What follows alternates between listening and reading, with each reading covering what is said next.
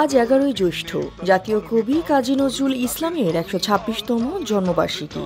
নজরুল জয়ন্তী উপলক্ষে সারা দেশে নানা অনুষ্ঠানের আয়োজন করা হয়েছে।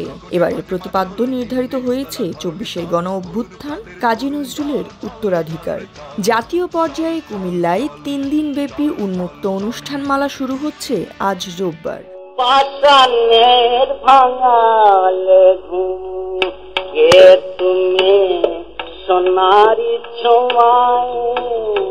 ঢাকা বিশ্ববিদ্যালয়ে কবির সমাধিতে নিবেদিত হচ্ছে বিশেষ শ্রদ্ধা।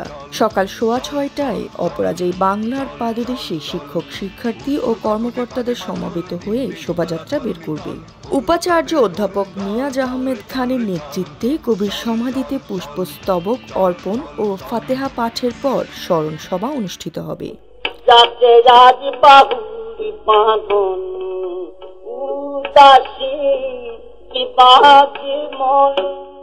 নজরুলের কবিতা ও গানে মিশে আছে বিদ্রোহ, সাম্য ও মানবতার বাণী। তার জীবন দর্শন আজও অনুপ্রেরণা যোগায় বাঙালিকে। এই দিনে তার সৃষ্টিকর্ম নতুন প্রজন্মের মধ্যে ছড়িয়ে দেওয়ার আহ্বান জানিয়েছেন সাংস্কৃতিক অঙ্গনের ব্যক্তিত্বরা। জাতীয় কবির জন্মবার্ষিকী হোক শোষণ, অন্যায়ের বিরুদ্ধে সংগ্রামের নতুন অঙ্গীকার।